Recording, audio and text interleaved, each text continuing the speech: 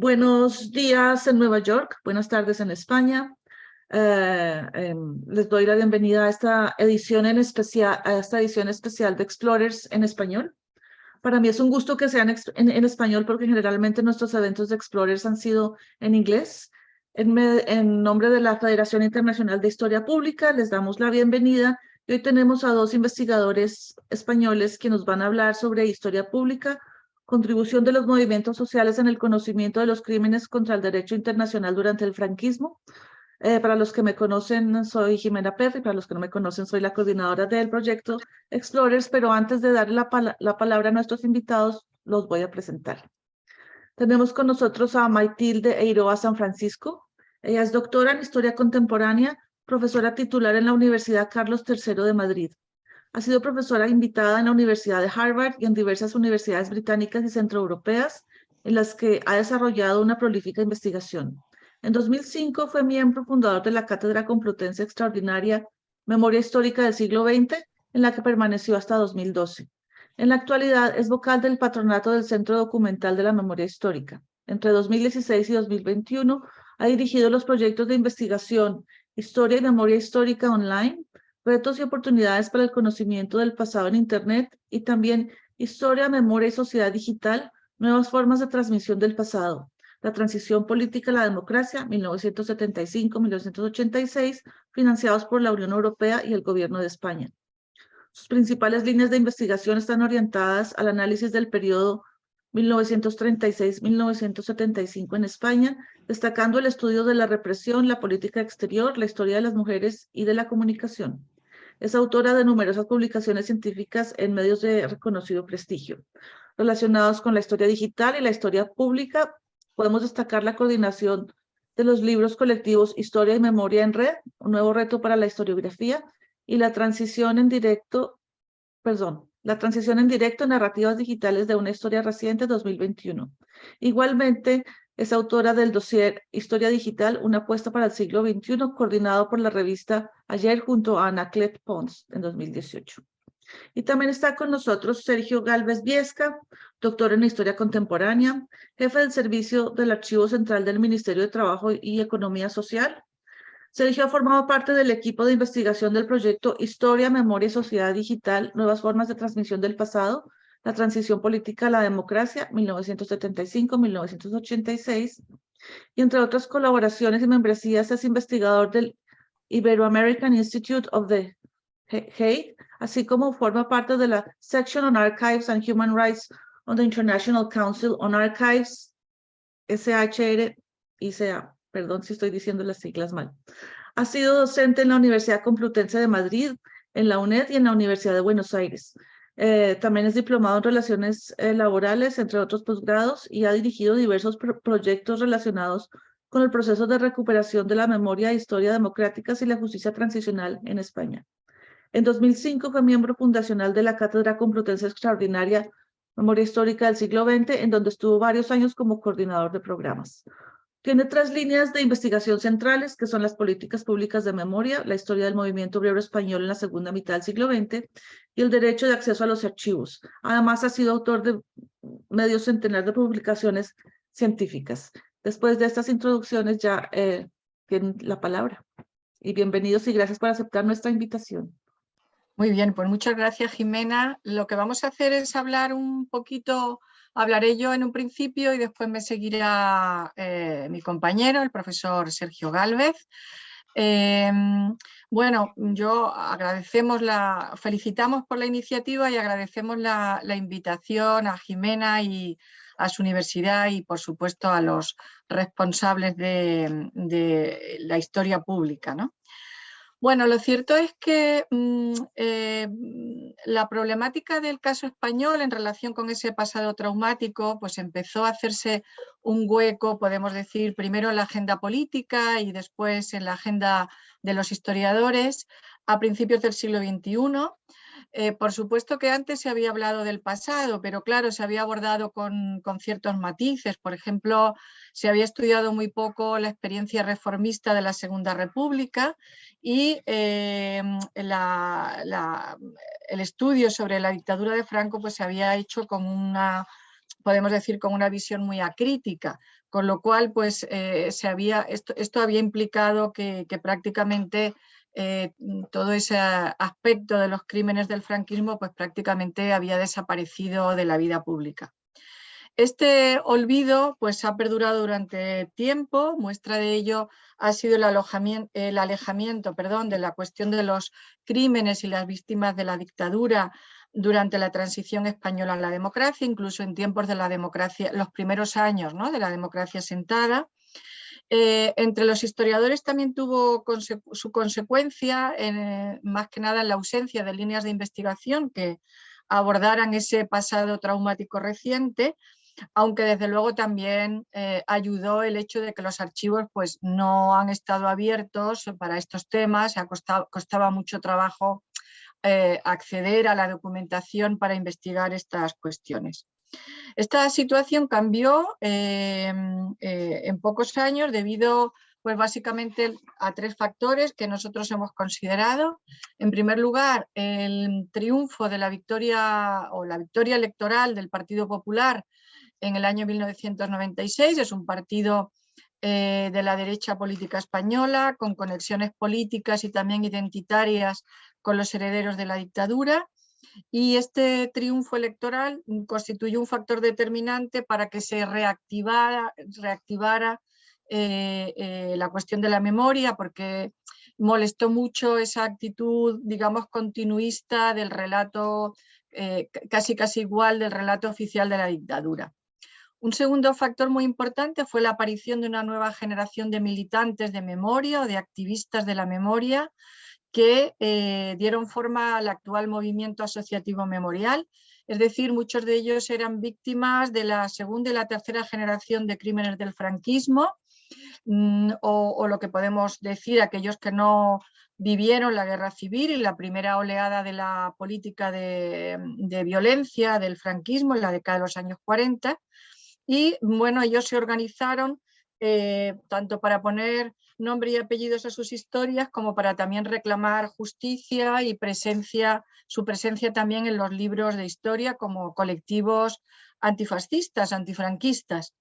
Y un tercer factor fue que los historiadores empezaron a romper esos silencios, esos olvidos, y comenzaron a impulsarse líneas de investigación sobre la violencia franquista. Y muestra de ello pues, fue que la Universidad Complutense de Madrid fundó en el año 2005 la primera cátedra de memoria histórica, de la que yo pues, formé parte, estuve en el grupo de fundadores. A pesar de estos elementos, bueno, pues hay acuerdo en que la agenda pública de la memoria se activó por las exhumaciones de los desaparecidos republicanos en la guerra civil, que se iniciaron a principios del siglo XXI. Es verdad que durante el franquismo y la transición se habían realizado estas exhumaciones, pero prácticamente podemos decir que fueron hechas de forma semiclandestina por los familiares, sin seguir protocolo debido y, por supuesto, sin ninguna ayuda institucional. El hecho completamente inesperado y que suscitó todo tipo de reacciones fue que los nietos de esos represaliados de la guerra y del primer franquismo pues, constituyeron un movimiento social cuyo eje en un principio fue fundamentalmente la recuperación de los cuerpos que en su día fueron arrojados a esas fosas comunes. Es decir, fueron los nietos de los represaliados quienes rompieron ese silencio y quienes pusieron la cuestión en el debate público, dando a conocer no solamente la existencia de esas fosas comunes, sino dando voz a los represaliados y contando una historia pues, desconocida para muchos.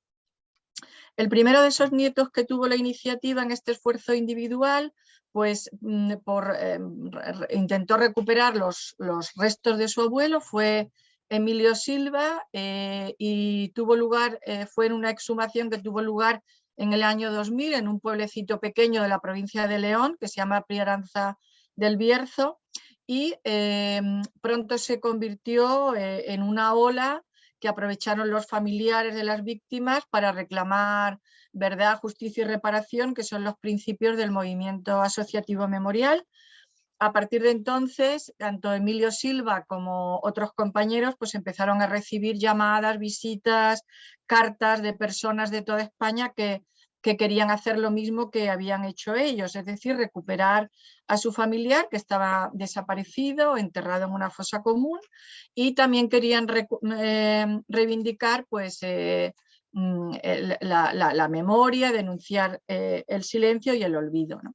Y tanto Emilio Silva como esta primera exhumación, pues podemos decir que fue como nació la Asociación para la Recuperación de la Memoria Histórica, la conocida como ARMH, y dio paso al gran empuje del movimiento asociativo memorial en España, que ha sido, digamos, constructor de un relato público del pasado, que ha sido y que está siendo un relato diferente al oficial, pues digamos más completo y más próximo a las víctimas. Esta generación de asociaciones memoriales estuvo precedida de un conjunto de colectivos que nacieron a finales de la dictadura o en los primeros años de la transición, es decir, que tienen un precedente antes del siglo XXI. Un ejemplo de ello pues, es el caso, por ejemplo, de la Asociación de Expresos y Represaliados Políticos Antifranquistas o el mismo tipo de asociación, pero en Cataluña. Y estas fueron unas asociaciones que permitieron, digamos, sostener en el tiempo ese hilo de la memoria antifranquista, aunque muchas veces pues, lo que ha hecho, lo que eran más bien, tenían carácter testimonial y carácter de resistencia, ¿no? El objetivo principal del movimiento memorial es la reivindicación de una historia diferente a la que se ha difundido durante muchos años y también esa reivindicación de los principios de verdad, justicia y reparación. La iniciativa del movimiento procedió de sectores de la sociedad civil que se organizaron y en ningún momento en sus inicios estuvieron los partidos políticos o los sindicatos. Y ha sido una iniciativa que desde el principio ha tenido muchísimo eco en los medios de comunicación y se ha visto también claramente pues, en la escena pública de las ciudades. Nosotros hemos realizado, junto al resto de miembros del equipo de investigación que he dirigido y del cual también pertenece Sergio, el equipo de investigación ISMEDI, hemos hecho un estudio en el que hemos detectado la presencia de unas 300 asociaciones de memoria democrática que tienen más o menos actividad y presencia pública en Internet, en la web 2.0, hasta nuestra contabilidad, nuestro estudio llegaba hasta el último trimestre del año 2021. Hemos visto que el boom memorial comenzó a partir de la exhumación que hemos mencionado en este pequeño pueblecito de la provincia de León por parte de la Asociación para la Recuperación de la Memoria Histórica.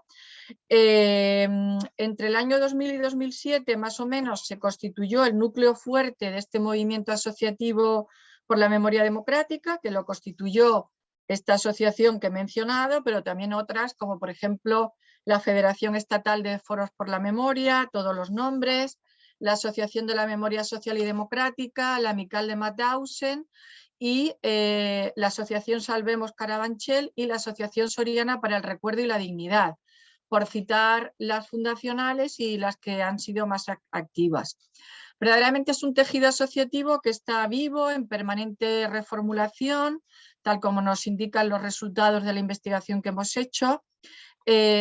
Un tercio de las asociaciones, más o menos 80 de esas 300, pues son de carácter estatal, aunque la actuación del día a día, ¿no? en toda esa transmisión que están haciendo vinculada a la historia pública, pues está centrada en un ámbito autonómico y local.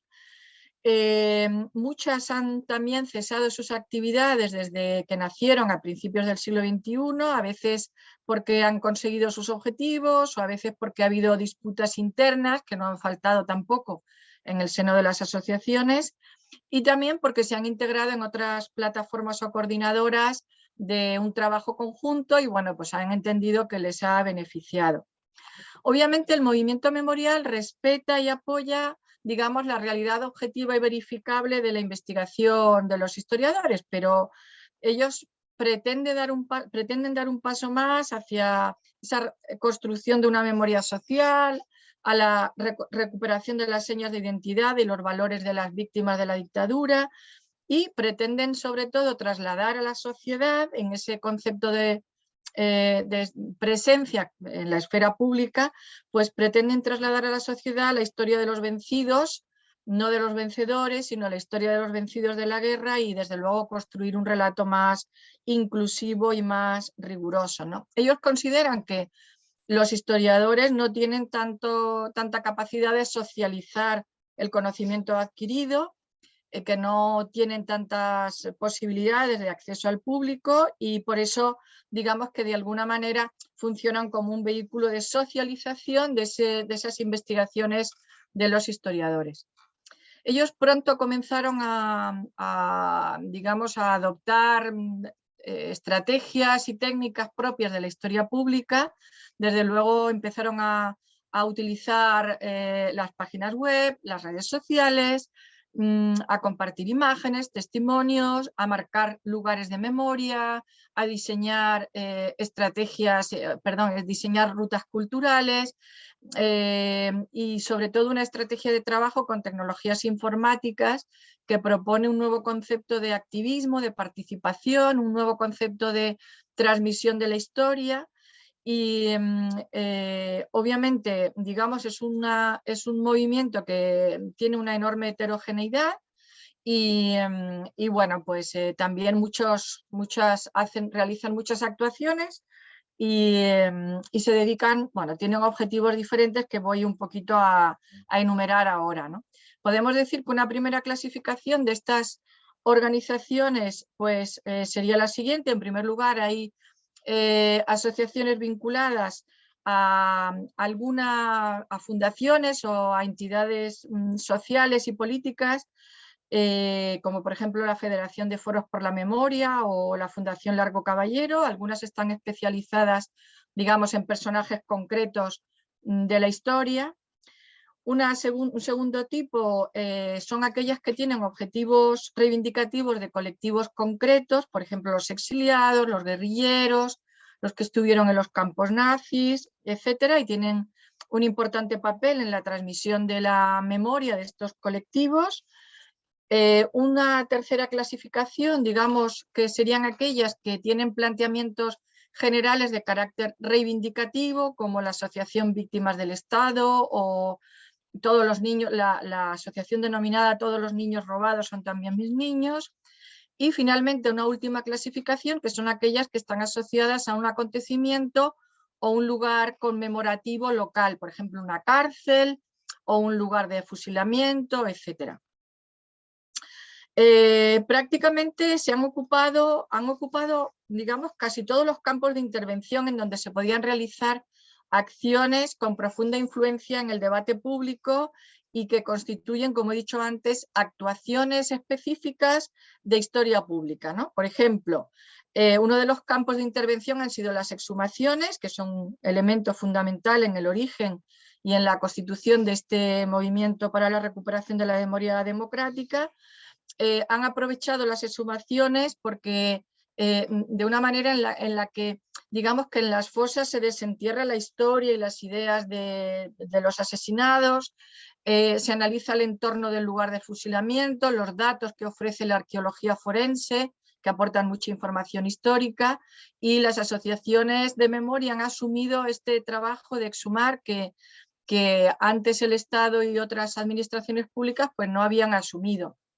Una segunda actividad en la que ellos participan son actividades en contra de la pervivencia de la simbología y los nombres franquistas en las calles y en el espacio público, de tal manera que ellos están contribuyendo a la retirada del nombre de calles, de placas y de objetos que han en las calles, etcétera, que han contribuido de alguna manera a concienciar a la sociedad acerca del sitio en el que viven y también a conocer la historia de esos personajes que tienen nombres de sus calles.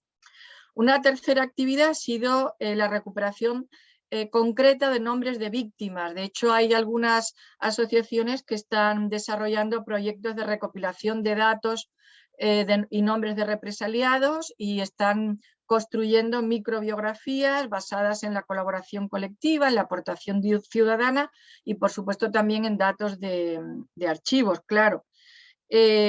Otro campo de actuación ha sido precisamente los archivos, donde se encuentra la documentación sobre la represión franquista y muchas asociaciones han elaborado guías de búsqueda de desaparecidos en la guerra civil y en la posguerra, que están a disposición de quien quiera verlo.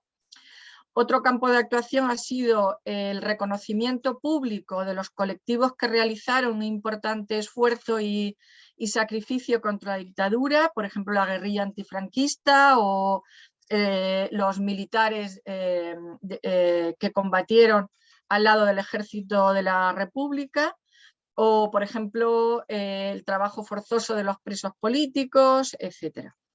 Estas asociaciones, el movimiento asociativo está realizando grabaciones de documentales, está recopilando testimonios y documentos, están grabando, los están digitalizando y bueno, pues el objetivo es transmitir ese pasado de un modo divulgativo, digamos, a la sociedad actual.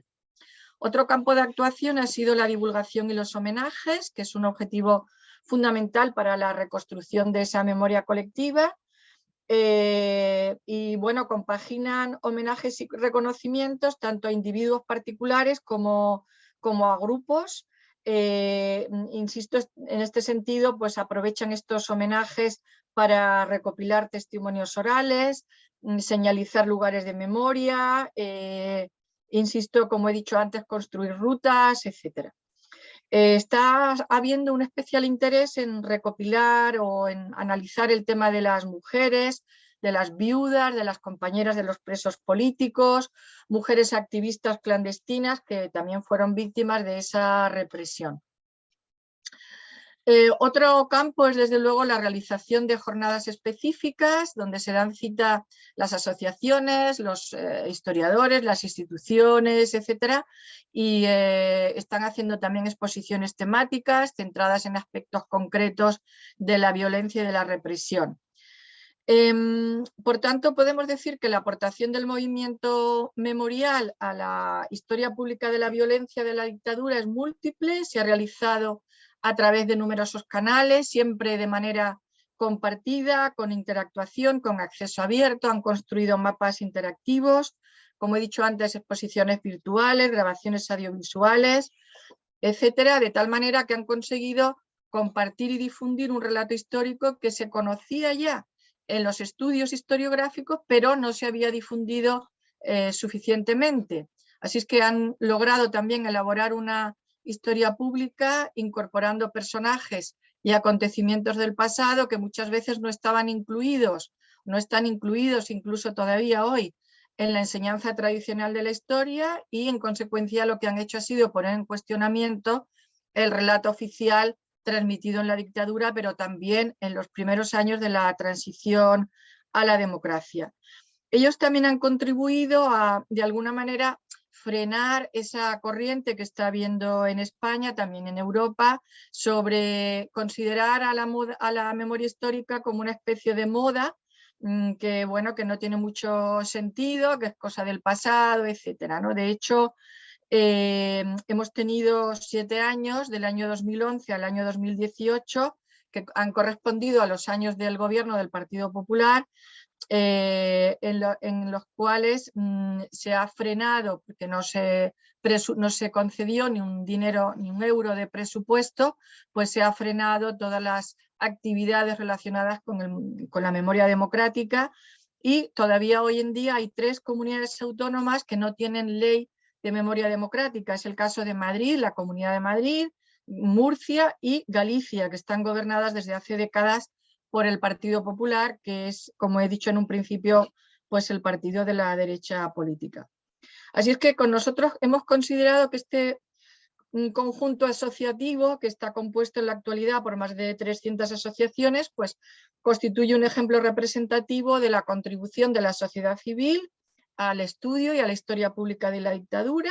Es diverso, surgió de carácter generalmente espontáneo y bueno, pues consideramos que esta agrupación, ¿no?, de la sociedad civil pues ha protagonizado buena parte del cambio ha habido en la agenda pública y también en el relato institucional en torno al pasado dictatorial. Obviamente, esto no hubiera sido posible sin el esfuerzo evidenciado de los historiadores con sus investigaciones previas, pero es cierto también que sin el empuje del movimiento memorial, por supuesto de los historiadores y también de ese enfoque de historia pública, pues no conoceríamos espacios y personajes vinculados a este pasado traumático en España del siglo XXI, ni tampoco se hubieran localizado lugares de memoria, ni se hubiera conseguido hablar como se hace en los medios de comunicación. Algunos medios de comunicación tienen secciones concretas de memoria democrática,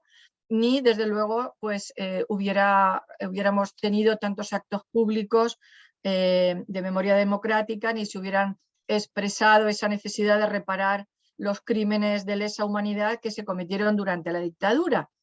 Y yo lo dejo aquí y dejo paso a mi compañero Sergio, si os parece bien. Muchas gracias, Matilde. Yo tengo varias preguntas, pero sí, vamos a escuchar primero a Sergio y después hacemos ronda de preguntas. Gracias, Sergio, bienvenido. Bueno, muchas gracias antes de nada por la invitación. Buenas tardes, buenos días para vosotros. Agradecerte, Jimena, ¿no?, esta oportunidad de poder presentar parte de los resultados del proyecto de investigación que he compartido con la profesora Matilde Iroa. Esto es lo primero que quería subrayar. Y en segundo término, vamos, como decía, un placer participar en este Project Manager de la Federación Internacional de Historia Pública. Lo voy a intentar retomar desde el punto en que lo ha dejado la profesora y colega Iroa San Francisco, ¿no? Y me voy a detener en los hitos del movimiento memorialista en la historia pública en España, que al final es de lo que se trata, ¿no? Más o menos voy a intentar abordar entre el año 2000, que es cuando empezó el boom de la memoria con la exhumación y otra serie de actos, hasta el 2021, ¿no? Por poner una fecha, ¿no? Porque este es un movimiento que está vivo. Esto lo ha señalado la profesora Matilde Iroa. Está vivo en permanente reformulación y adaptándose a los nuevos tiempos. Sobre todo una vez que en España, como va a insistir, se aprobó en octubre una nueva ley de memoria democrática. Bueno, pues a partir de aquí, subrayar y reivindicar cómo sus intervenciones, me refiero a las asociaciones por la memoria, el debate público, con especial ahínco en el cuestionamiento del relato hegemónico de la transición española y al mismo tiempo con su particular elaboración de una narrativa inclusiva ex novo, ha tenido consecuencias relevantes en la esfera de la historia pública de España entre estos años, que te decía, el año 2000-2021. Otra cuestión, y también la ha apuntado la profesora Iroa, es la conflictiva relación entre el rechazo y la aceptación de las vías de colaboración con el mundo académico, ¿no?, por parte de los militantes de la memoria. Hay mucha renuencia que yo creo que se ha ido disminuyendo estos años en relación a cómo se veía la academia desde este movimiento asociativo. Los modelos y niveles de intervención a nivel público y privado de estas asociaciones, junto con su amplio repertorio de acciones colectivas en el espacio virtual 2.0, pero también analógico, pues más allá de sumaciones, se ha intervenido en el callejero, en memoriales, en manifestaciones, en concentraciones semanales alrededor de la Puerta del Sol de Madrid, capital de España, conlleva de forma obligada a seleccionar un pequeño conjunto de hitos a través de los cuales aproximarnos a la influencia de estos agentes activos de la sociedad civil en el cambio de paradigma de la historia pública española. Y nos vamos a tener en tres casos que visualizan el alcance de sus actuaciones. Los avances en la superación del pacto de silencio, del siempre denominado pacto de silencio que siguió a la transición española, la dignificación, que es fundamental, de la figura del desaparecido en el caso de España, y la visualización de la denegación del derecho internacional. Esto del derecho internacional a lo mejor nos suena muy raro, pero bueno, en términos coloquiales, la negación a la verdad, la negación a la justicia, la negación a la reparación, la negación a las garantías de no repetición, porque aquí no estamos hablando de víctimas cualquiera. Tal y como han dicho los relatores especiales de Naciones Unidas para la verdad, la justicia, la reparación, la garantía de no repetición, estamos hablando de víctimas de crímenes de lesa humanidad, de graves delitos contra el derecho internacional. Evidentemente, estos tres puntos que vamos a tocar están interrelacionados, pero bueno, por motivos expositivos los vamos a tratar de forma separada. Vamos a empezar con los avances en la superación el pacto de silencio que siguió a la transición española. Hace tiempo, unos años, ¿no? Hay un periodista, se llama Guillem Martínez, que habló de la cultura de la transición como el paradigma cultural hegemónico en España de hace más de 3 décadas. Y este paradigma, esta cultura de la transición, del pacto de silencio, sigue estando más que presente en todo lo relativo, en todo lo que tiene que ver con el proceso de recuperación de la memoria. Fíjate, ya no hablamos de memoria histórica, hablamos de memoria democrática y social y todavía nos falta otro adjetivo, que sería antifascista. Pero lo cierto es que el poder político, junto con el poder judicial en España, aparecen como uno de los últimos resortes de ese discurso canónico de la transición. Este discurso canónico de la transición española es que la transición española fue modélica, fue ejemplar, fue exportable, etcétera, etcétera, etcétera. Todo ello frente a un todavía naciente discurso historiográfico que ha ido cuestionando precisamente esos 3 puntos de su gestión. Y aquí ha pesado de todo, ¿no? Aquí en España ha habido ciertos miedos, muchos, más que ciertos, censuras y autocensuras, que es verdad que por fortuna han ido desapareciendo en esta última década larga. En la tarea de desmontaje de esta imagen idealizada, la parte edulcorada, sobre la transición española y sus éxitos, mucho contribuyeron determinados informes, ¿no? Hablando de derecho internacional, de organismos internacionales, de derechos humanos, empezando por Naciones Unidas o el propio Parlamento Europeo. Más allá de todas y cada una de las críticas conocidas, el Gobierno de España, pese a todo lo que ha evidenciado estos propios informes, sigue defendiendo siempre a ultranza el baluarte de lo que se llama el modelo español de impunidad, que es la ley de amnistía, la que permitió, por un lado, que salieran todos los presos políticos de las cárceles, de un perdón legal, pero la que también ha posibilitado hasta el día de hoy que todos los victimarios, colaboradores, etcétera, etcétera, del régimen franquista, de la dictadura fascista, todavía siguen siendo impunes e imposible que se juzguen sus crímenes. Y frente a este cierre en banda del Estado español, y pese a que pueda resultar menor en el cómputo global de toda esta historia, poco a poco las voces de las víctimas, conjugadas siempre en plural y afortunadamente con cada vez mayor presencia femenina, han ido encontrando pequeñas rendijas en las iniciales políticas públicas de memoria que se han empezado a conjugar por lo menos del año 2007, que es cuando se aprueba la primera medida, la primera gran medida, que fue la conocida, de un nombre larguísimo que voy a evitar, Ley de Memoria Histórica, el año 2007, ¿no? Que el artículo 7 decía, por ejemplo, el artículo 2, perdón, de esta Ley de Memoria decía, como expresión del derecho de todos los ciudadanos a la reparación moral y a la recuperación de su memoria personal y familiar, fíjense, no estamos hablando de una memoria social, de una memoria colectiva, ni estamos hablando de los 3 pilares, verdad, justicia y reparación, dice, se reconoce y declara el carácter radicalmente injusto de todas las condenas, que no es su anulación o ilegalidad, sanciones y cualquiera formas de violencia personal producidas por razones políticas, ideológicas o de creencia religiosa durante la guerra civil, así como las sufridas por las mismas causas durante la dictadura. Aquí el primer hito de las políticas públicas de memoria histórica, de memoria democrática, dejó bien claro que si bien no se podía ignorar el protagonismo de las víctimas y de las asociaciones, así como sus reivindicaciones, el objetivo era limitar, como antes decía, al máximo su presencia en el terreno político para reconducirlo a un espacio íntimo. Claro, lo que parecía que muchas veces se olvidaba en la negociación de esa ley es que fue gracias al trabajo de las asociaciones de memoria las que se consiguió empujar al entonces gobierno socialista que dirigía, que estuvo encabezado por José Luis Rodríguez Zapatero, a hacer una primera ley de memoria para pasados más de 3 décadas desde el inicio de la transición. Y ahora nos vamos al presente, nos vamos a 2021, antes de ayer, que es cuando se aprobó en octubre la Ley de Memoria Democrática. ¿Y qué se puede decir de esta nueva medida? Evidentemente es mucho mejor frente a la de 2007, esto es innegable. Pero en el terreno del discurso político, de la historia pública, no deja de ser notorio que todavía hoy, en España, en 2022, ese relato de la transición como un gran éxito colectivo siga más que presente tanto en su exposición de motivos como en su articulado.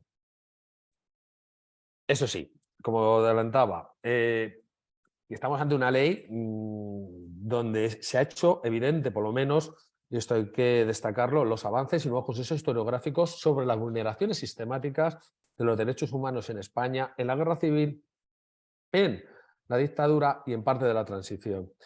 De hecho, bien, hay que reconocer que hay un reconocimiento expreso del trabajo de las asociaciones memorialísticas. Ahí está su artículo 56 y se prevé, se está trabajando ya en un futuro reglamento, en un Consejo de Memoria Democrática en donde va a tener participación la sociedad civil. Y estos son dos hitos que de nuevo hay que insistir que no son gratuitos, sino que han sido arrancados a fuerza del trabajo incansable de estas asociaciones con la memoria. No obstante, y ahora vamos a lo importante, este proyecto ha concitado numerosas críticas de víctimas, asociaciones y organizaciones de derechos humanos, porque aquí estamos hablando ante todo de derechos humanos. Desde los primeros borradores que concitaron muchísimas dudas jurídicas, técnicas y de otro orden.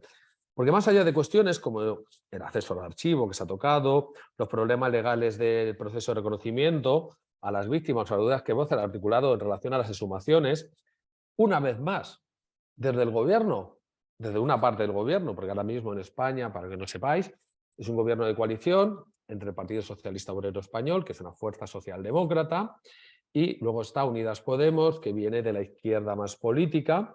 Digamos que esa parte socialista se ha negado en rotundo, sería muy largo de explicar, pero si queréis luego lo comentamos, ¿no? Cómo se ha negado en rotundo a tocar la ley de amnistía. Es decir, los crímenes cometidos por parte de los victimarios franquistas son imprescriptibles, aunque vaya contra la lógica del derecho internacional, porque los crímenes de lesa humanidad nunca pueden ser imprescriptibles como sucede en el caso español. Esto creo que es la clave, ¿no? De que antes hablamos de avances en la superación del pacto de silencio, pero claro, ahí está la frontera. ¿El resultado? Puedo ir adelantando, sin alejarnos de la situación de desamparo jurídico de las mencionadas víctimas de crímenes de lesa humanidad. Refleja un claro alejamiento, y esto creo que es importante, entre las tesis políticas y jurídicas mantenidas por el Estado y las nuevas prácticas y realidades discursivas instaladas en un cada vez más amplio espectro de la sociedad. O lo vamos a explicar de otra forma.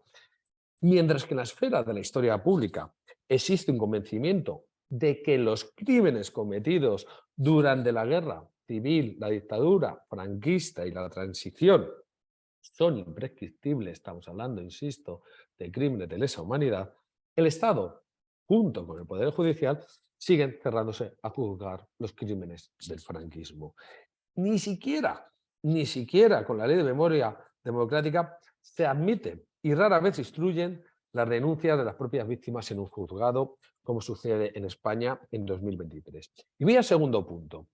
La dignificación de la figura del desaparecido, que sé que, me consta que a nivel internacional es lo más conocido, ¿no? Porque es muy bestia que en España, que siempre se habla de que es una plena normalidad, que es un país plenamente democrático, avanzado, etcétera, etcétera.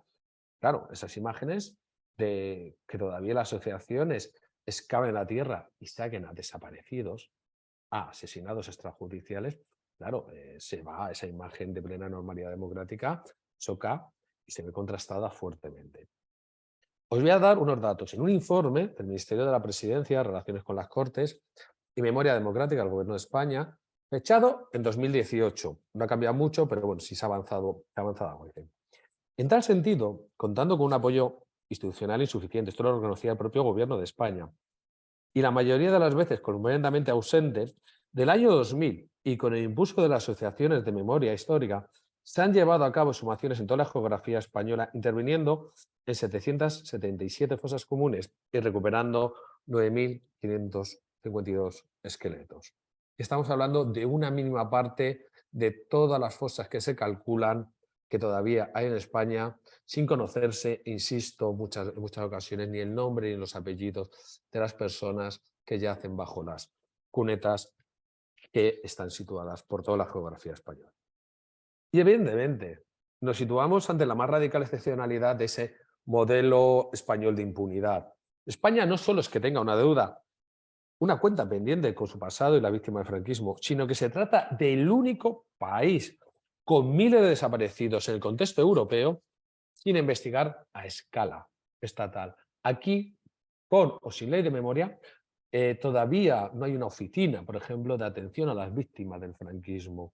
No se ha establecido como política de Estado esa lucha por la verdad, la justicia y la reparación. Están en ello, pero nunca parece una prioridad.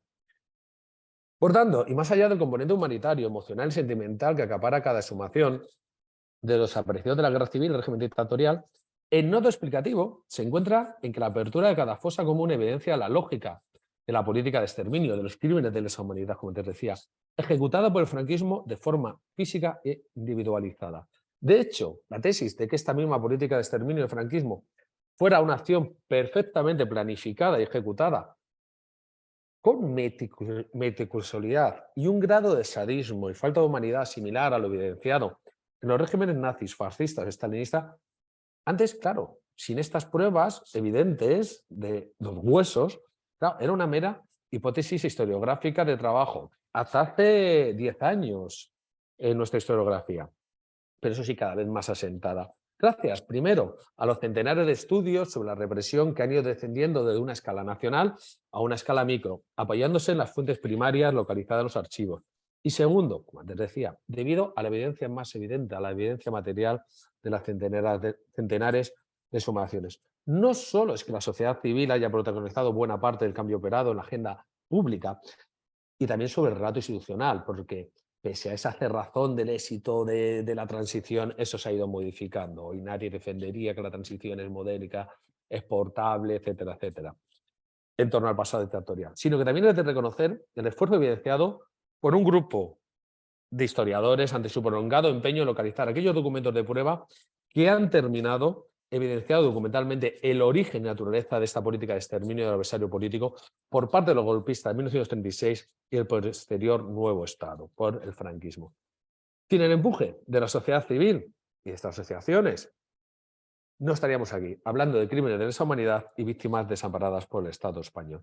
En esta línea, las exhumaciones de los desaparecidos en España han evidenciado de forma pública, gracias, otra vez, y nunca me cansaré de repetir, a la incansable labor de la sociedad civil, tres cuestiones esenciales que cuestionan la naturaleza del modelo español de impunidad. Primero, junto con la ruptura del silencio público impuesto en la transición, ha quedado patente la deuda histórica del país con decenas de miles de víctimas. Una deuda hecha pública y reconocida por la mayoría social del país, lo que por sí supone una ruptura formal del relato institucional de la nación en su conjunto. Segundo lugar, ha quedado sobradamente manifiesta la debilidad del Estado social y democrático de derecho.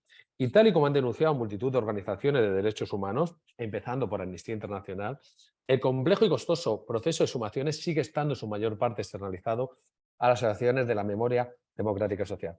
El Estado español sigue evidenciando su escaso interés en la asunción de sus responsabilidades internacionales al respecto, desde el cumplimiento de la propia Convención Internacional para la Protección de todas las personas contra las desapariciones forzadas. Sin olvidarnos que todavía España, esto es muy importante, no ha ratificado la Convención sobre la imprescriptibilidad de los crímenes de guerra y de los crímenes de lesa humanidad, y eso que tiene tiempo, ¿no? Que es de noviembre de 1988. Y en tercer lugar, a pesar de ese ámbito micro, ¿no?, que tiene cada exhumación, esas acciones colectivas han generado un triple efecto multiplicador. Multiplicador en tanto ha tenido una repercusión nacional e internacional. Rupturista, en tanto posibilita fracturar inercias y silencios autoimpuestos en pequeñas localidades. Fundamental lo de las pequeñas localidades donde es un trauma abrir una fosa común porque durante 70, 80, 90 años no se ha hablado del pasado. Incidencia, sobre todo, que tiene otra repercusión a la hora de profundizar, y algo ha apuntado la profesora Eiroa, en la garantía de no repetición. ¿En qué sentido? Frente a la oleada revisionista y negacionista de los crímenes franquistas, no hay prueba de carga más contundente que las imágenes cargadas de valor político y dolor humano que las exhumaciones. Con otra pequeña reflexión. Eso sí, a día de hoy, un estudiante español conoce mucho mejor lo sucedido en la Alemania nazi, en la Italia fascista, que lo que aconteció en su país en el mejor de los casos. Pues el silencio sobre lo acontecido, y algo antes también adelantó Matilde, entre la primera y tercera generación de ciudadanos nacidos en el siglo XX, ha sido también otra seña de identidad del modelo español de impunidad. Nada ha sido casual el relato público oficial. Un vistazo por las sucesivas disposiciones en materia educativa dan cuenta de lo afirmado. Pero todavía hay un elemento que expone de forma clara, la sistemática humillación a las víctimas de crímenes de lesa humanidad y a los familiares de los desaparecidos, la permanente exaltación no de los victimarios tan solo en sí mismo, sino de la victoria del fascismo sobre la democracia, como puede llegar a representar el Valle de los Caídos. El Valle de los Caídos, para los que estén atendiendo y no lo conozcan, es un monumento que se hizo a la memoria y grandeza del dictador Francisco Franco, y ahí sigue. Es verdad que al dictador los huesos, los restos del dictador Francisco Franco se le sacaron hace un par de años, pero todavía queda el fundador de la Falange Española, Primo de Rivera. De hecho, el monumento, hay un debate muy interesante, que también implica la historia pública, es si se puede, qué se puede hacer el monumento para que se pueda explicar a las generaciones, si se puede retocar, se puede musealizar. Entonces hay dos opiniones totalmente enfrentadas. Los que consideramos, y lo voy a decir claramente, que lo mejor que puede pasar con ese monumento es demolerlo, ¿no? Un homenaje a las víctimas, y otros que apuestan por su resignificación. Y bueno, ahí está. Parece que al final va a ser esta segunda opción la que se va a imponer. Y vamos al tercer hito, ¿no? La visualización de la negación del derecho internacional. Insisto, la negación de los derechos a la verdad, a la justicia, a la reparación, las garantías de no repetición. Como antes adelantaba, y nos situamos otra vez en 2007. Fecha de la aprobación de la Ley de Memoria Histórica. Es verdad, ¿no? Antes de ese año, muy pocas víctimas del franquismo ni siquiera no se habían atrevido a denunciar ante un juzgado que habían sido sometidas a torturas, habían sido asesinadas de forma extrajudicial, etcétera, etcétera, etcétera. Hay muy poquitos casos que podemos encontrar en las hemerotecas.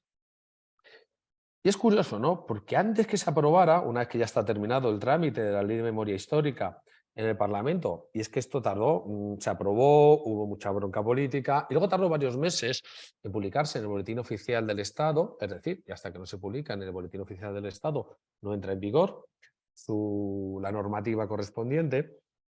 Un 14 de diciembre, y aquí viene creo que algo muy interesante y también conocido a nivel internacional, un 14 de diciembre de 2006, la RMH y otras asociaciones agrupadas en la plataforma de víctimas de desapariciones forzadas por el franquismo presentaron una denuncia en la Audiencia Nacional, y por cierto, la Audiencia Nacional, que es un juzgado intermedio en España, se transformó de un día para otro. Antes la Audiencia Nacional, hasta 1979, era el 78, perdón, era el Tribunal de Orden Público, que era un organismo represor que reprimió a decenas de miles de trabajadores y trabajadoras, de ciudadanas y ciudadanas. Y de una noche, de un día a otro, se cambió el nombre, pero los mismos jueces, los mismos funcionarios siguieron, en vez de trabajando para el Tribunal de Orden Público, en la Audiencia Nacional, ¿no? Creo que también eso habla mucho del modelo de transición. Bueno, pues como decía, ese 14 de diciembre presentaron una denuncia en la Audiencia Nacional por la desaparición de más de 30.000 personas durante la Guerra Civil y el franquismo. Un escrito de denuncia que va a dar un giro total a la definición del proceso de recuperación de memoria histórica. El conocido juez instructor de Baltasar Garzón, que supongo que a los que hayáis informados del caso español os sonará, se declaró competente para investigar la desaparición de las víctimas del franquismo un 17 de octubre de 2008, tras superar no pocos obstáculos y encerronas desde el Poder Judicial. No lo veía muy bien el Poder Judicial y al final se lo hicieron pagar. Aquel paso adelante constituyó un atrevimiento que pagó tiempo después con su salida de la magistratura. El denominado caso Garzón, como se llamó, a quien, por cierto, insisto, se le procesó, fue a abrir el caso de las víctimas del franquismo, se le procesó en 3 causas, una de ellas relativas a la conocida memoria histórica, con el objetivo de apartarle de la carrera judicial, y vamos, que se la apartó, generó un efecto multiplicador de las iniciativas de la sociedad civil en un triple frente, modificando en adelante la percepción de la historia pública del pasado reciente de España. En primer lugar, lo que entonces fue considerado como un ataque frontal de la mayor parte del sector judicial, conservador o no, y no es un matiz menor, contra el juez Garzón, a partir, fijaros, de una demanda del sindicato Fascistas Mano Limpia, hoy desaparecido, primero ilegalizado y hoy desaparecido, y de Falange Española, una de las fuerzas golpistas de julio de 1936, se generó un inédito movimiento de apoyo social, no tanto al juez, cuestionado por muchas de las iniciativas personales, su forma de instruir las causas, así como un previo asalto frustrado a la política, sino a las víctimas. Aquello sucedió justamente, además, en un momento de debilidad, ¿no? Del movimiento social por la memoria. ¿Y qué sucedió? Creo que esto es importante, ¿no?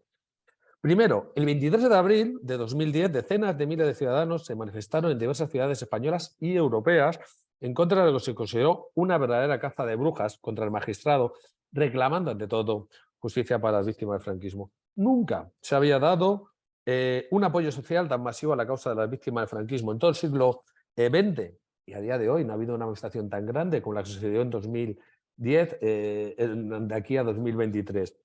De aquellas movilizaciones saldrían dos iniciativas paralelas que han ido modificando esta historia pública y que se mantienen hasta la actualidad. Primero, la plataforma en apoyo al juez Garzón, que se reconvirtió a la finalización de sus causas en la plataforma por la Comisión de la Verdad sobre los crímenes del franquismo, con el apoyo de los principales sindicatos de clase del país y de la naciente Fundación Internacional Baltasar Garzón. Segundo, en 2010, al calor de esta movilización ciudadana, comenzó a celebrarse cada jueves, y esto es fundamental, en la céntrica Plaza de Sol, en Madrid, capital de España, la Ronda de la Dignidad, para denunciar la impunidad de los crímenes franquistas y emulando, lógicamente, como habréis caído, en la iniciativa de las Madres Argentinas de los desaparecidos de la dictadura de la Junta Militar en la Plaza de Mayo de Buenos Aires. En segundo lugar, el valor intimidatorio de la sentencia del Tribunal Supremo contra el juez Garzón, que no lo aparta, pero le dice, oiga, usted no puede, en este país no se puede investigar los crímenes, hay una ley de amnistía, usted no puede tocar el franquismo, le vino a decir el Tribunal Supremo, condujo al convencimiento de muchas víctimas de la imposibilidad manifiesta de encontrar una respuesta positiva a sus denuncias judiciales en España. ¿Y qué sucede a partir de ahí? Que además en España era curioso, ¿no? Porque en España había funcionado la jurisdicción universal. España había sido capaz de encausar a Pinochet y meterle durante no sé cuántos meses en Gran Bretaña, amenazándole que se le iba a juzgar, porque en España funcionaba la jurisdicción universal. Se había juzgado a criminales argentinos, chilenos, había habido condenas. Y claro, y mientras esto sucedía, los victimarios, los verdugos del franquismo se paseaban por la calle sin ningún tipo de problema.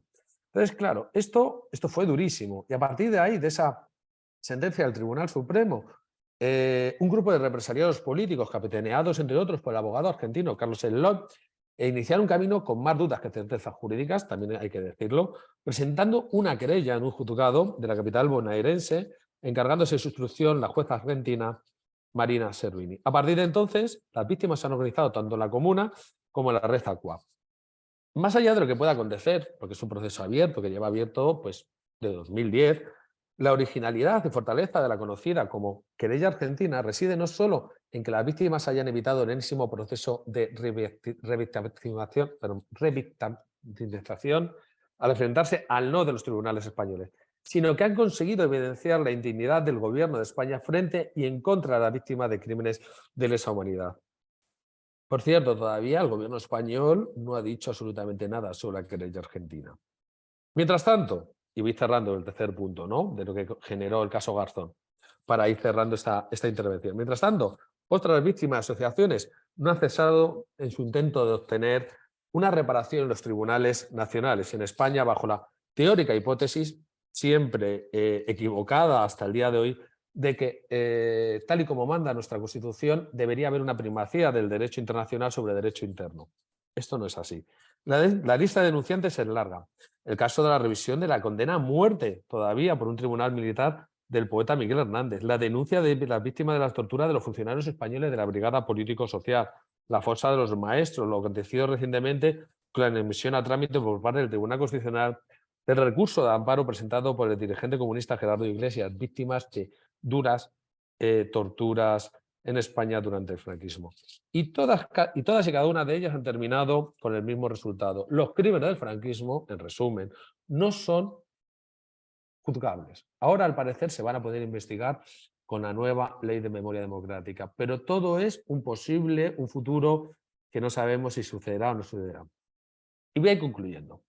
Las asociaciones de memoria de las víctimas y sus familiares están escribiendo, a su pesar, una historia desde abajo y con los de abajo que confronta cada vez con mayor capacidad de visualización frente a la verdad del relato oficial del Reino de España. Este proceso histórico vivo, tal y como comentaba al principio, ha evidenciado que una parte minoritaria de la sociedad civil española, porque no deja de ser una parte minoritaria, no nos vamos a engañar, a pesar de las sucesivas derrotas políticas, jurídicas y administrativas, no está dispuesta a renunciar a ninguna de sus reclamaciones, y creo que esto hay que ponerlo en alza. El solo hecho, y concluyo, de haber resistido y de introducir en la agenda de la historia pública la cuestión de la impunidad, de la infamia de los crímenes franquistas, merecen la mayor de las atenciones de nosotros, de los investigadores sociales. Y aquí pongo punto y aparte a mi intervención. Muchas gracias, Sergio, por la intervención y otras gracias a Matilde. Y antes de, pues no me quiero tomar yo la palabra, le quiero preguntar si hay alguien del público, Carla o Javier, si tienen alguna pregunta o algún comentario para hacerles a nuestros presentadores. Bueno, si quieren mejor escribirlos en el chat, yo los puedo leer. Yo sí tengo varias preguntas, pero debo confesar que yo no sé mucho. Yo estudio memoria para una América Latina y puedo encontrar algunas comparaciones y algunos puntos en común, pero no sé nada digamos, como el panorama de la memoria en España. Pero antes quiero contarles esto es una simple anécdota. Le contaba yo a Matilde que yo estuve en Madrid antes de la pandemia. Había un congreso sobre memoria y atendí. Y como turista, una simple turista, quise ir al Valle de los Caídos y no conseguí nadie que me llevara. Me dijeron que para qué quería ir allá. Y no pude ir. Y entonces, inclusive me preguntaron, ¿usted es franquista? Y dije, no, todo lo contrario. Me dijeron, entonces, ¿para qué quiere ir? Y no fue posible ir a conocer el monumento, que me daba mucha curiosidad por todo lo que significa. Entonces, bueno, me parece que cuando Sergio habló de la resignificación y demolerlo o no, eso es digamos, una discusión pues bastante grande, que ahorita además está de moda con toda la remoción de estatuas que hubo alrededor de todo el mundo. Pero bueno, eso era como una anécdota. La primera pregunta que yo tengo es un poco general. Ustedes ya la trataron en sus presentaciones, pero me gustaría que me contaran un poquito más con todas estas iniciativas que hay ahorita en España sobre recuperación de memoria y memoria democrática y la justicia transicional que Sergio mencionó. Todo eso, ¿cómo han logrado los investigadores y los abogados, los historiadores que trabajan los temas, negociar con las narrativas oficiales que todavía siguen vigentes a favor del del franquismo, perdón? ¿Ha habido enfrentamientos? ¿Cómo han logrado llegar a acuerdos o no han llegado a ningún acuerdo? Estoy también pensando en Elizabeth Jelling, que seguramente ustedes conocen pues mejor que yo, cuando hablaba en su trabajo de memoria, diciendo que siempre hay ese tipo de tensiones entre en memorias oficiales y memorias no oficiales, y yo lo veo mucho en América Latina. Todo el tiempo está la pelea de que reconozcan las narrativas no oficiales. Entonces quisiera saber eso en España, aunque como digo, ustedes ya lo mencionaron, pero si me pueden contar un poquito más eso, cómo ha sido en España o la experiencia de ustedes. Sí, contesto yo, Sergio, si quieres. Sí, tú luego si quieres ¿sí? te complemento. Vale. Entonces, Bueno, yo creo, Jimena, que no se han negociado los relatos. No sé si Sergio estará de acuerdo o no. Los relatos no se han negociado, pero es verdad que el relato prioritario ahora, y bueno, eso se puede ver por la enorme cantidad de libros, de publicaciones que salen al respecto, también por los actos de historia pública del movimiento asociativo memorial, por la inmensa mayoría, creo yo, de los medios de comunicación, sobre todo la enorme presencia también de este relato nuevo que está teniendo en la web. Nosotros hemos trabajado precisamente con Historia Digital, ¿no?, sobre la representación digital de estas épocas. Entonces, el relato mayoritario ahora es un relato, yo creo que es lo más riguroso y ajustado a la realidad posible. Es un relato de historiadores que han trabajado con fuentes primarias, que han contrastado documentación y que, bueno, las conclusiones a las que están llegando es, obviamente, las conclusiones que ofrecen esas evidencias, ¿no? La violencia, la represión, fusilamientos, violencia incluso de carácter, no solamente de carácter físico, sino de carácter psicológico, etc. Ese es el relato que predomina. La mayoría de los historiadores van por ese camino y las asociaciones mayoritariamente defienden que están contribuyendo con testimonios, con orales, con imágenes, etcétera, a fortificar, a reforzar ese relato. Ahora bien, todavía sigue existiendo una tendencia en algunos medios de comunicación, ensayistas, bueno, y también en alguna línea historiográfica que continúa con el relato oficial de la dictadura. Entonces, por mucho que se le demuestre que la guerra civil no empezó en el año 34, que la guerra civil fue el resultado del golpe de Estado del año 36, que en España no había una amenaza comunista en la primavera del año 36, como se ha dicho durante 40 años en el relato oficial de la dictadura. Por mucho que se le demuestre con evidencias, con fuentes, etcétera, ese relato no cambia. Entonces, es verdad que es minoritario, es verdad que en la web tampoco es, también es minoritario, pero sin embargo es muy escandaloso, es muy ruidoso. Entonces, inmediatamente los medios de comunicación que lo defienden, que lo apoyan, pues sacan titulares muy impactantes sobre cualquier debilidad que tuvo el gobierno legal legítimo de la Segunda República o cualquier desmán de violencia que ocurriera en la retaguardia republicana, etc. Entonces, no ha habido consenso o negociación, como has dicho tú, entre los relatos, pero sí es cierto que las fuentes, las evidencias predominan sobre ensayos o sobre ficción, sobre manipulaciones del pasado o sobre la continuidad del relato oficial de la dictadura.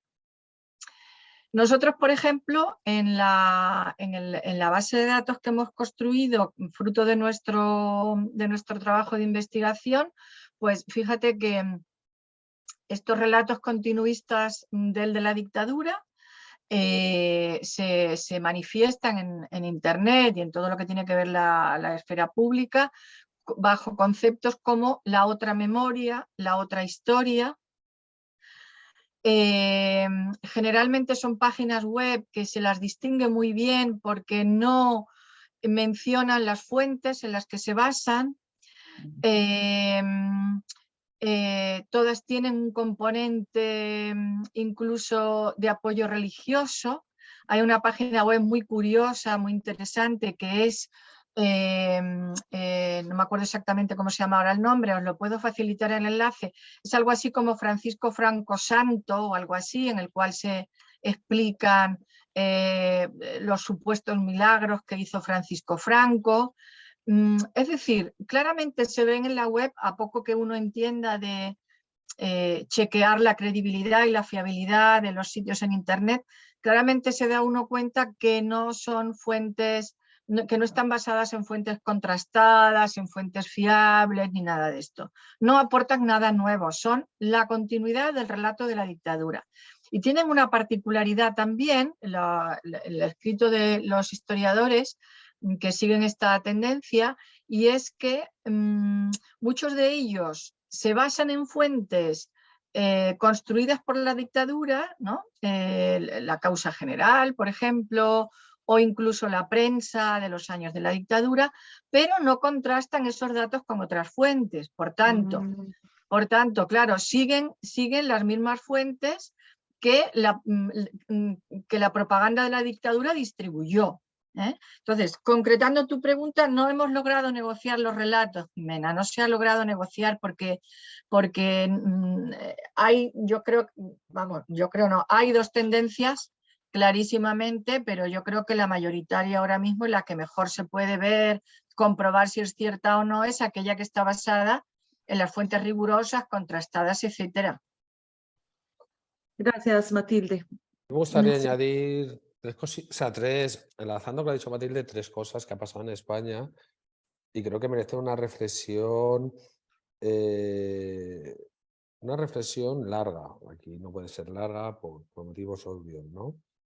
En España, hace un par de años, el Premio Nacional de Historia, que tenía cierto cierto prestigio, y se fue el prestigio, pues no sé, al basurero de la historia, la dieron a un historiador que precisamente volvía a remarcar todos los mitos de la historiografía franquista sobre la justificación del golpe de Estado del 18 de julio, hablando de que las elecciones de febrero de 1936 habían sido legítimas, un robo, etcétera, etcétera. Esto ha pasado hace 2 años. Hasta hace 6 meses había un señor que no era historiador, pero era un señor que había escrito un libro, era un antiguo oficial del Ejército de Tierra, Dávila, que decía que Guernica, el famoso bombardeo de Guernica, que dio lugar al cuadro de Pablo Picasso universal, lo habían bombardeado los comunistas. Y sigue vivo en España. Hay un filólogo que ha escrito muchísimo sobre el poeta universal Miguel Hernández, que se llama Juan Antonio Ríos Carratalá, que ha sido denunciado, encausado, porque se negaba a que en los escritos porque aparecía en sus escritos, en sus estudios, extremadamente rigurosos, el nombre del secretario judicial de esos 2 sumarios de guerra, ¿no?, que condenaron a muerte a Miguel Hernández, que era Baena Tacón. Entonces su hijo la ha denunciado aprovechando un vericueto extraño de lo que se llama, de la Ley de Protección de Datos en España, que además es un reglamento europeo. Este señor está encausado, junto con otros 100 y pico colegas ahora, por una serie de vulneraciones supuestamente de derechos. O sea, quiero decir que no se ha negociado, porque hay un conflicto abierto. Tenemos, y Matilde y yo los conocemos de hace muchos años, historiadores, compañeros, como puede ser Paco Espinosa, Paco Moreno y otros, que se lo han visto y deseado no solamente para acceder a los archivos, sino que muchas veces han denunciado situaciones manifiestamente injustas o han sido amenazados. Y otros tantos compañeros, que no voy a citar, que en muchas ocasiones, sobre todo cuando son publicaciones que aparecen el siguiente paso, los nombres de los victimarios, de los torturadores, de los colaboradores del franquismo, se han censurado o los han censurado, se han autocensurado. Es decir, no solamente no se ha negociado, porque es innegociable negociar con quien no respeta las normas de la ciencia, de esta ciencia que se llama historia, sino que hay un conflicto abierto. Para que uno jugamos con reglas claras, vamos con las reglas de la teoría, de la metodología, del conocimiento histórico, y otros siguen haciendo trampas. Y esto es muy importante, ¿no? O sea, lo que ha señalado el avance del conocimiento histórico a un 95% es, pues, muchas de las denuncias que planteaban en su momento, hace 20, 30 años, las asociaciones contra la razón. Oiga, que ustedes no están estudiando lo que pasó en España, la represión por la pueblo, que aquí hubo crímenes horrendos. Otra cosa es la calificación jurídica de las instancias del derecho internacional y de la justicia internacional, que han hablado de crímenes de lesa humanidad. Eso no le corresponde a los historiadores, pero sí nos correspondía. Y creo que se ha ido avanzando en estudiar la represión sistemática pueblo a pueblo y a nivel estatal. Y los datos son tan incontrastables. Hay una verdad histórica tan incontrastable, verdad en minúscula, porque nunca podemos hablar de verdad en mayúscula los historiadores, que ahora mismo es innegable que en este país, es que a la matanza fundacional de la guerra civil le acompañó una política de exterminio y de control absoluto, con crímenes horribles hasta más allá del fin de la muerte del dictador. Y creo que estos avances estos avances ahora lo estamos saboreando, estamos empezando a conocer realmente lo que pasó. Y esto va a ser un cambio fundamental en cómo las nuevas generaciones de ciudadanos y ciudadanas van a conocer, esperemos que sea pronto, a través de los libros de texto de primaria y de otras medidas, de otros programas educativos que lo acompañen, otra forma de ver España. Pero cuando yo empecé, lo que te decían en España es que mejor no sé si te acordarás, Matilde, no remover el pasado, todos fuimos igual de culpables, hubo 2 bandos, los 2 bandos mataron igual, etcétera, etcétera. Y eso, al igual que hablábamos del modelo de la transición, que era canónico, exportable, ejemplar, eso ha desaparecido del debate público porque es insostenible. Gracias, Sergio. Carla Escobar tiene una pregunta para ustedes, se las voy a leer. A mí me gustaría saber un poco más de las estrategias legales que han llevado a cabo los movimientos que buscan recuperar la memoria de la época del franquismo. ¿Qué tan efectivas han sido esas estrategias y en qué han fracasado? Por otro lado, también me gustaría saber cómo se articulan los reclamos por la memoria con otros tipos de reclamos por derechos sociales en la contemporaneidad. Pienso, por ejemplo, en las luchas feministas y decoloniales. Vale, contesto yo a la segunda y Sergio a la primera. Vale, Y perfecto. muchas parece bien. gracias a la compañera que ha hecho la pregunta, ¿no? Vamos a ver, esos reclamos por la memoria, concretamente el de las luchas feministas, están muy vinculadas en España a esta recuperación de la memoria democrática. Más que un reclamo por las luchas feministas, lo que se está haciendo es trabajos de investigación, mucha historia pública también, muchas actividades de movimientos sociales, etcétera, para recuperar el nombre de mujeres que hasta el momento pues tampoco se recogían en los libros de historia o se recogían muy poco, ¿no? Está muy de moda en España, por ejemplo, la recuperación de las actividades, la producción intelectual, creativa, artística, etcétera, de las mujeres de la década de los años 20 y 30, las conocidas en España como las mujeres sin sombrero, la generación de las modernas, que fueron pues, escritoras, artistas, en fin, de muchas profesiones. Entonces se vincula mucho a esta actividad, a estos pasado traumático de la guerra civil y los años de la dictadura, porque ellas también fueron víctimas, en algunos casos víctimas doble, tanto por su ideología como por ser mujer, porque el franquismo apartó a las mujeres de los espacios públicos, la castigó de otras maneras, diferente a los de los hombres, y esto se están haciendo investigaciones, pues la verdad, insisto, de recuperación de nombres, pero también recuperación de su producción artística, intelectual, profesional, etcétera, ¿no? Entonces, se está haciendo, pero vinculado en parte a esta recuperación por la memoria democrática de este pasado traumático del siglo XX español. Hay también una parte de trabajos que se están ocupando de la recuperación de las luchas feministas como movimiento social en la transición, al igual que se está estudiando el movimiento estudiantil, el movimiento obrero, el movimiento vecinal, pues también el movimiento feminista en los años de la transición. Y en cuanto a lo que se refiere la compañera de las luchas decoloniales, no sé si Sergio estará de acuerdo con eso o no, pero en España es que, claro, la descolonización nos pilla lejos, final del siglo XIX, a excepción de la descolonización de Marruecos, que fue a mitad del siglo XX, pero bueno, por supuesto, todo el tema de las antiguas colonias en América Latina y tal, que esto se ocupan más los historiadores de la Edad Moderna. No hay un movimiento tan potente o tan, digamos, presionador sobre la recuperación de esa historia de la descolonización. Es más, como os digo, del siglo XX, Segunda República, es decir, a partir de los años 30 hasta que muere Franco en el año 75 y los primeros años de la transición. No tanto se está trabajando sobre esas luchas de la descolonización. No sé si contesto a esto, si queréis algo más. No, muchas gracias. Bueno, Matilde, pues si quieres continúo. Sobre las estrategias legales, ¿no?, de los movimientos sociales. Pues hay una que parece muy evidente, pero que creo que no se resalta. Es curioso, y lo he dicho en varias ocasiones, hasta octubre de 2022, nada, 4 o 5 meses, en España, y esto es muy fuerte lo que voy a decir, el franquismo seguía siendo legal, al menos sus sentencias.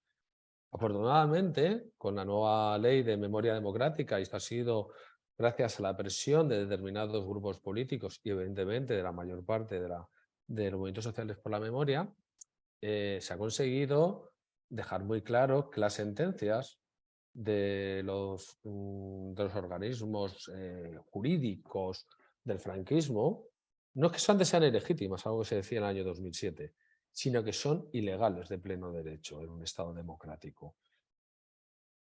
Y esto se ha conseguido antes de ayer, es decir, estamos hablando de una situación en muchas ocasiones de plena normalidad democrática.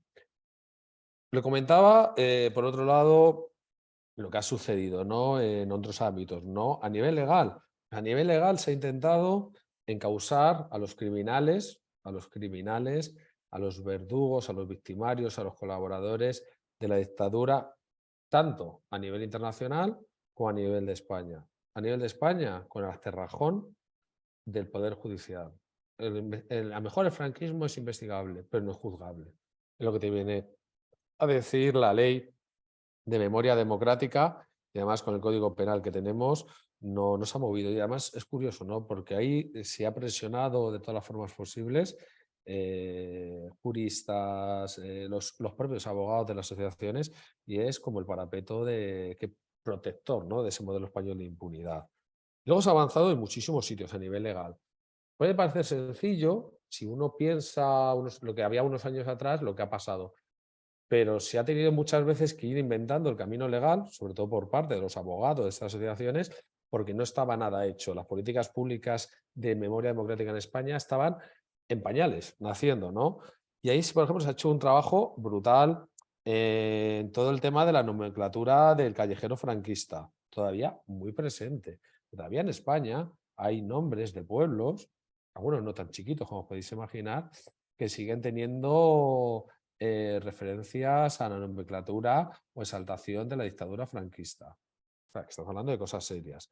Se han ido retirando determinados monumentos, pero bueno, yo donde trabajo, estoy ahora mismo aquí en Nuevos Ministerios hasta el año 2006 y yo trabajo en el pleno centro de Madrid, en Nuevos Ministerios, había una estatua ecuestre al dictador Francisco Franco, que se quitó y parecía que se iba a acabar el mundo. Estamos hablando de cosas muy recientes, ¿no? Cuando miramos las cosas con un mínimo de perspectiva como nos corresponde a los historiadores. Ahora, por ejemplo, el Ministerio de Trabajo, que también parece algo asombroso, se está quitando las medallas al mérito en el trabajo de insignes criminales de guerra, torturadores, e incluso gente como un señor llamado Duarte, que truzó trabajo esclavo. Y hasta tenemos escándalo público en muchas ocasiones. Y es curioso, ¿no? Porque antes lo hablábamos en los relatos y también quería introducir una reflexión, ¿no?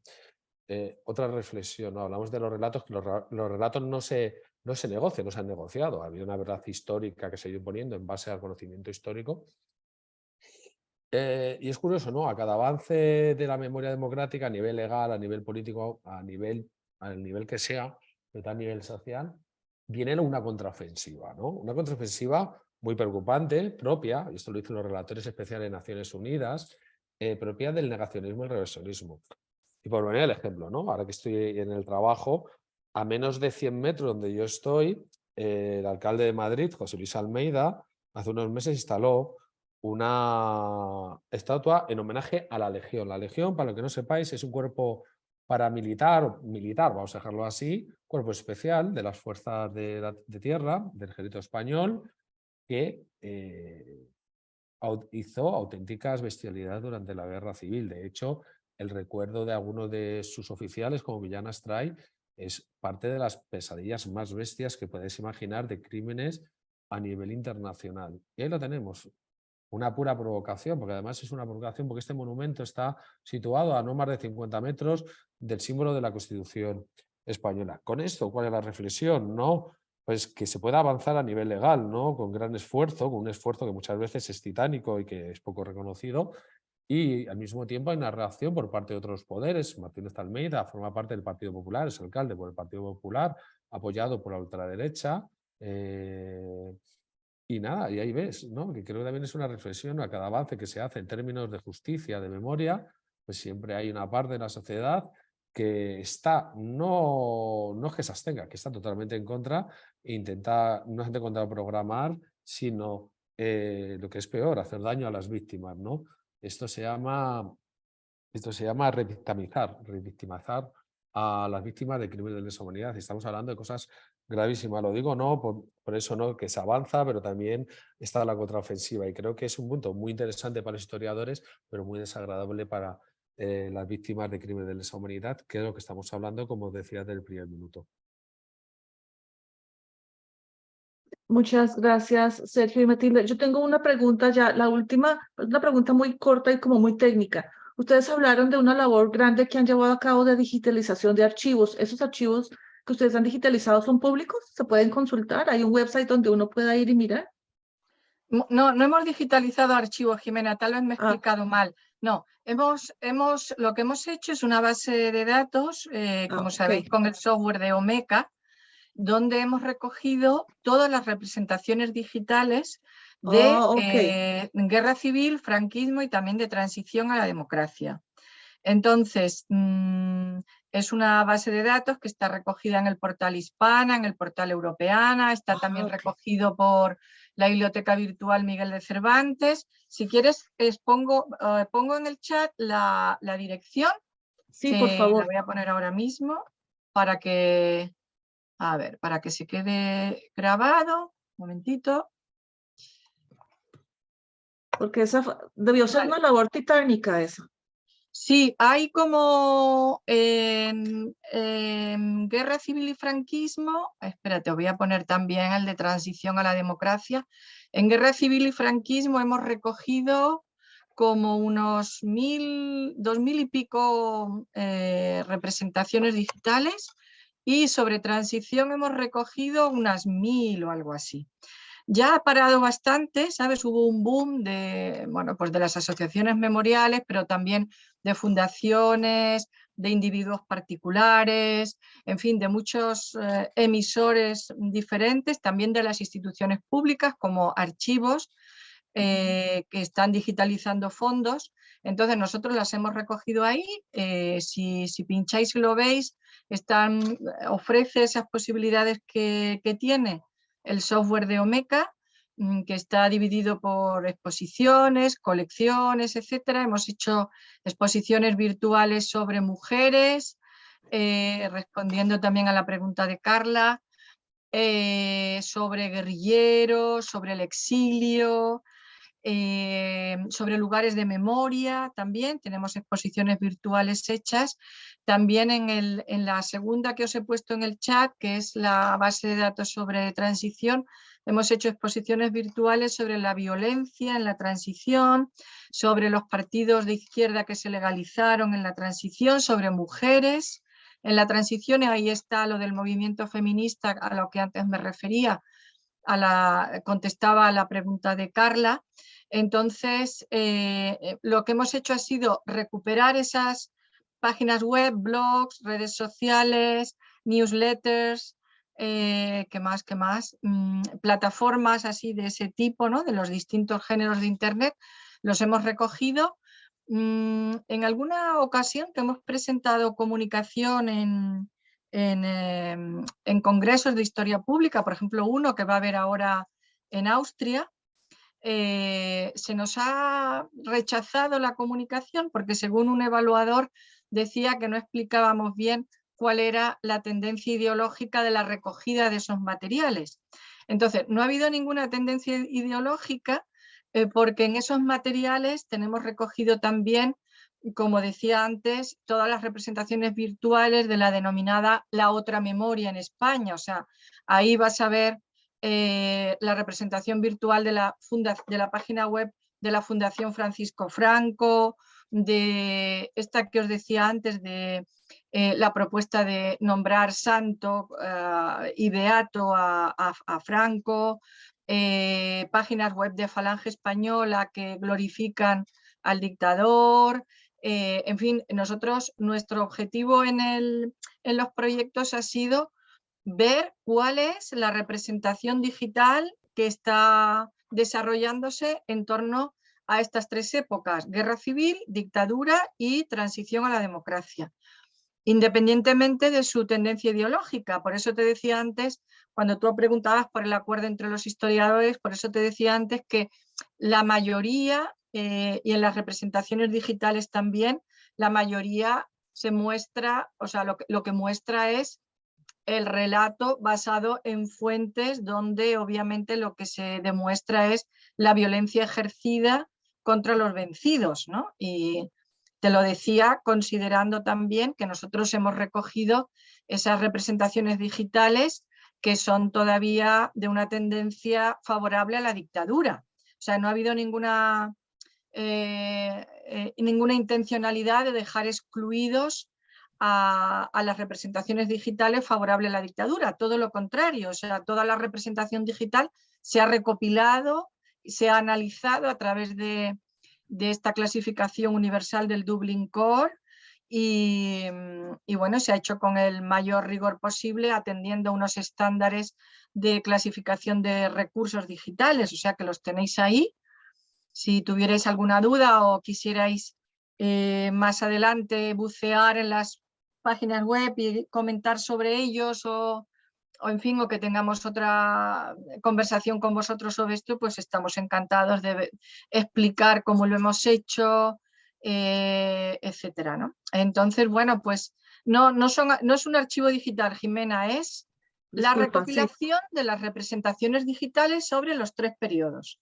Ok, pero igual me sorprende lo que me dices porque este ejercicio que ustedes han hecho de recopilar esas representaciones digitales es un ejercicio de historia pública como el más historia pública, y lo que pretende la historia pública en grandes rasgos, ustedes saben, es llevar conocimiento más allá de la academia, que no tiene mucho que ver con ideología porque ahí puede haber muchas cosas. Entonces, lamento mucho que hayan recibido esa respuesta porque entiendo que no se trata de ideología, sino de mostrar.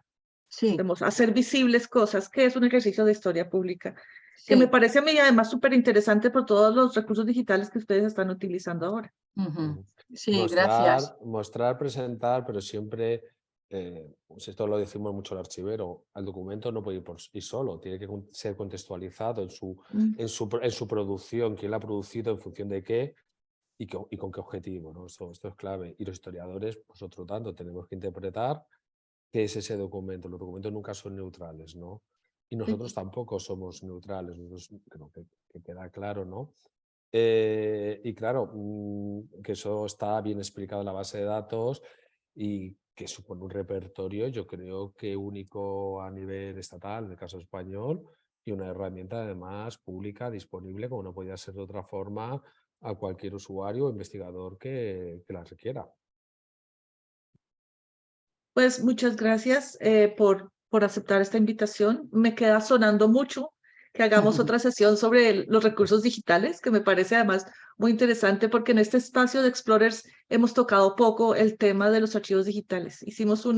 Hemos hecho como 2 sesiones, entonces de pronto sí me comunicaré con ustedes en un futuro no tan lejano.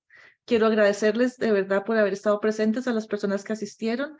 Nuestro próximo evento de Explorers va a ser precisamente en compañía de Carla Escobar con Transmedia Digital, Historytelling, si no estoy mal, perdón Carla si dije mal el nombre, va a ser sobre archivos digitales precisamente en Venezuela. Pero es otro tipo de archivo, pero siguen siendo archivos digitales, están invitados y bueno, espero que no sea la última vez y estaremos en contacto. Muchas Muy bien, gracias. muchas gracias a vosotros y a los asistentes también.